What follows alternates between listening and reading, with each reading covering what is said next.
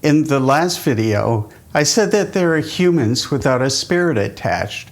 I called them physical humans as opposed to spiritual physical humans, which have a spirit. But what do I mean by a spirit? I'll explain it in this video.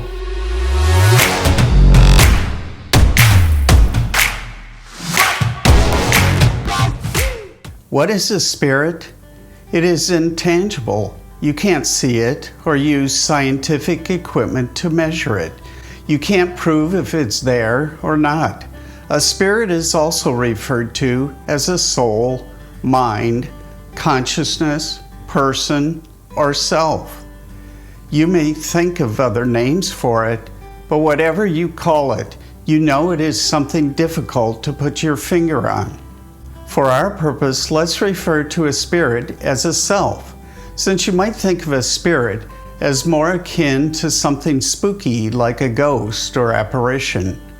Even though the word self has its own connotations, it is probably easier to work with. So what is a self? Start at one end of the spectrum with something you absolutely know has a self. That would be you. You know that you and yourself are synonymous. You know you exist and that everything else is other stuff. Yourself resides in your body. When you feel the warmth of the sun on your face, yourself knows that it feels it too. Your body reacts to a knife cutting your finger by pulling away from it, and at the same time, the incident registers as pain to yourself. Next time, yourself will be more careful to avoid a cutting knife. Yourself and your body are intimately linked, so they usually feel like one thing.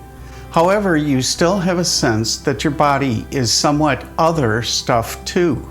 You know you are not 100% your body. Yourself is something higher ranking within your skin.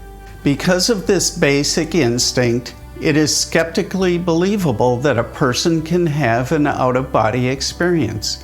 They report while on drugs, they floated to the upper corner of the room and looked down on their own body sitting on a sofa. Or a person sees their body in surgery as doctors scramble to bring it back to life.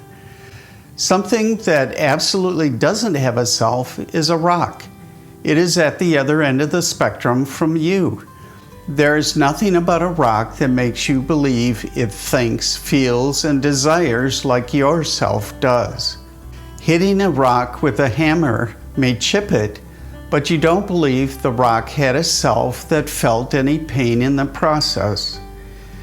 In between the extremes of you and the rock are many things that are debatable regarding a self. For example, let's put a coma patient on the spectrum. Do they have a self?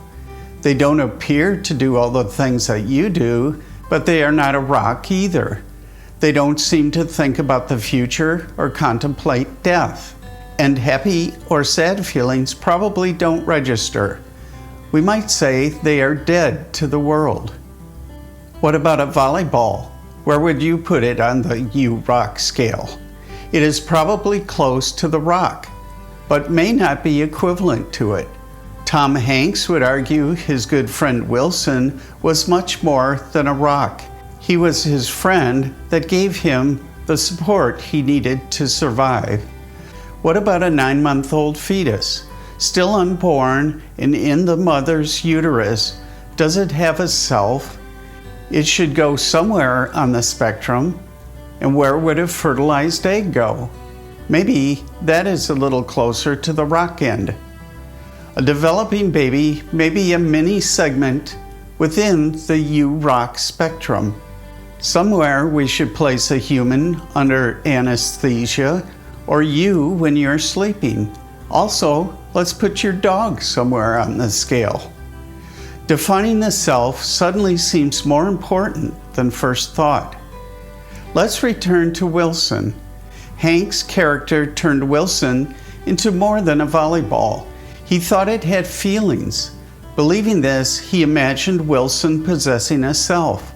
To him, Wilson was a person.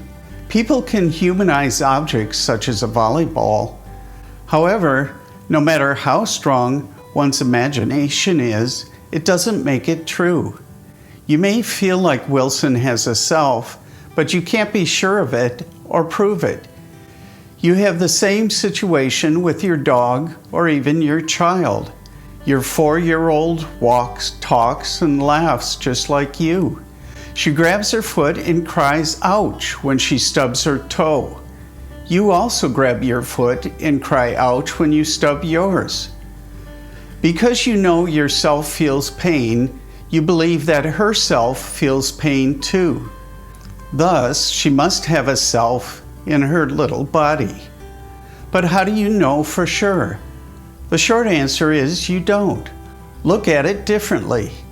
After you say ouch, you wince. After she says ouch, she cries. This may be because she is only 4 years old. However, it may be because her pain is much greater than yours, or she is less tolerant to pain. The level of pain is something only the person experiencing it knows. You can't know the level of her pain. You can't know the level of anyone else's pain. Neither can you grasp the amount of their happiness, fear, or love. You can only guess based on what yourself feels in a similar situation.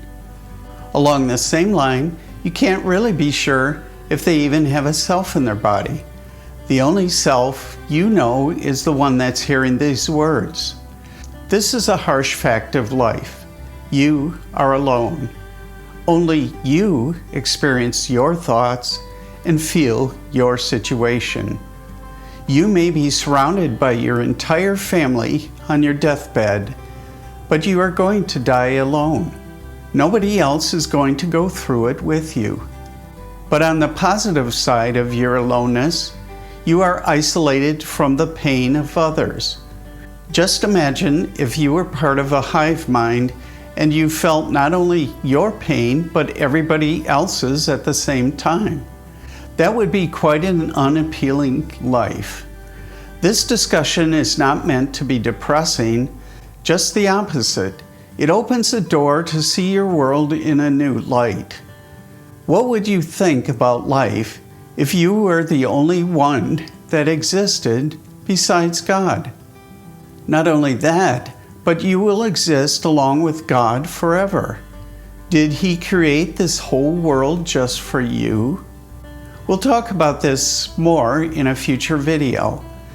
Please leave your comments and questions below or contact me at my email address. I'll see you in the next video. Remember, humility, thanks, and joy.